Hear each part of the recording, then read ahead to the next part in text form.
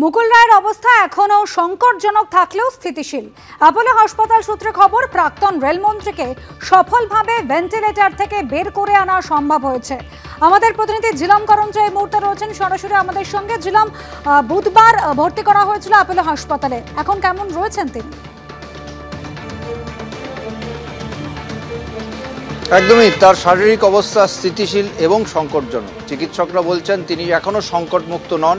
তবে গতকাল যে অস্ত্রোপচার হয়েছে, তার মস্তিষ্কে যে রক্ত জমাট বেঁধেছিল সেটা অপারেশনের পর সফলভাবে বের করতে সক্ষম হয়েছেন চিকিৎসকরা। তারপরে তারা সতর্কতামূলক ব্যবস্থা হিসেবে তাকে ভেন্টিলেটরি সাপোর্টে রেখেছিলেন। আজকে তাকে এক্সকিউবেট করা সম্ভব হয়েছে, অর্থাৎ ভেন্টিলেটরি সাপোর্ট থেকে বের করে আনা সম্ভব হয়েছে। তাকে অক্সিজেন সাপোর্টে রাখা হয়েছে। তিনি তন্দ্রাচ্ছন্ন, তার সেন্সোরিয়াম কিছুটা দুর্বল রয়েছে। চিকিৎসকদের যে নির্দেশ বা কথাবার্তায় সেরকমভাবে সাড়া দিচ্ছেন না। তবে মোটের ওপর তার শারীরিক অবস্থা স্থিতিশীল।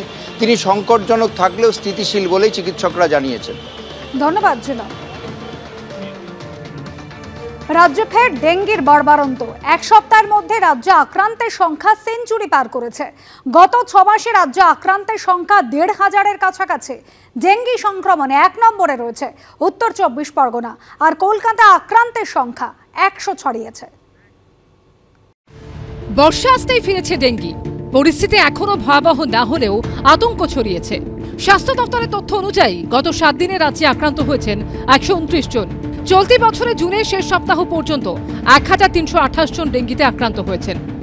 বর্ষা পড়তে না পড়তেই কিন্তু মাথাচাড়া দিতে শুরু করেছে ডেঙ্গি। একটু একটু করে হলেও বাড়তে শুরু করেছে বিভিন্ন এলাকায়। গত 7 দিনে রাজ্যে 129 জন ডেঙ্গি আক্রান্ত হওয়া তারই একটা ছবি বলে মনে করছেন স্বাস্থ্যকর্তারা। স্বাস্থ্য দপ্তরের তথ্য বলছে, গতবারের মতো এবারও ডেঙ্গি সব থেকে বেশি থাবা বসিয়েছে উত্তর 24 পরগনা জেলায়। সেখানে আক্রান্তের সংখ্যা 176। 2 নম্বরে মালদা জেলায় 174 জন ডেঙ্গিতে আক্রান্ত হয়েছেন। মুর্শিদাবাদে মোট ডেঙ্গি আক্রান্ত 153 জন। হুগলিতে সংখ্যাটা 145 ছুঁয়েছে। কলকাতায় গত 6 মাসে 113 জন ডেঙ্গিতে আক্রান্ত হয়েছেন। গত বছর ডেঙ্গি সংক্রমণ ভেঙে দিয়েছিল 12 বছরের রেকর্ড। এই পরিস্থিতিতে সতর্কতা অবলম্বনের পরামর্শ দিয়েছেন চিকিৎসকরা। জমা জলের পরিমাণটা আমরা যতটা কম করতে পারবো ততই কিন্তু এই ভেক্টর কন্ট্রোল করতে আমাদের সুবিধা হবে। হোম টু হোম সার্ভিলেন্স করা দরকার পুরো কর্মীদের। তো সেটা যদি আমরা খুব স্ট্রেনদেন না করি তাহলে কিন্তু বৃষ্টি হলে গতবারে যে ম্যাসিভ ডেঙ্গি কেসেস হয়েছিল এবারও তা আউটব্রেক হতে পারে। জমা জল অনেক ক্ষেত্রে অনিয়ন্ত্রিত এবং অনিয়মিতভাবে জমে থাকে, সেগুলো আমরা জানতেও পারি না। সেই জায়গাগুলো বিশেষ করে লক্ষ্য দেওয়া দরকার, কেননা এক্ষুনি এই সংখ্যা থেকে কিন্তু বোঝা সম্ভব না যে কতটা বাড়তে পারে। তবে যদি আমরা আগে থেকে একটু সতর্ক হই এবং যে জিনিসগুলো আমাদের করার কথা সেগুলো যদি আমরা সব ঠিকঠাক মতো সময়ে করতে পারি, তাহলে কিন্তু এই রোগ মাত্রাতিরিক্ত বা মাত্রা ছাড়া হবে না। গত বছর দাপট দেখিয়েছিল ডেঙ্গি। সেই অভিজ্ঞতার কথা মাথায় রেখে চলতি বছরে মশাবাহিত রোগ নিয়ন্ত্রণে লার্ভিসাইড কিনতে 20,90 লক্ষ টাকা মঞ্জুর করেছে রাজ্য সরকার।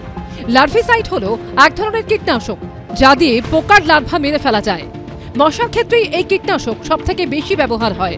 ডেঙ্গি পরিস্থিতি যাতে নিয়ন্ত্রণে থাকে তার জন্য আরও কিছু সাবধানতা অবলম্বন করছে রাজ্য স্বাস্থ্য দপ্তর। সন্দীপ সরকার ও ঝিলাম করঞ্জের রিপোর্ট, এবিপি আনন্দ, কলকাতা।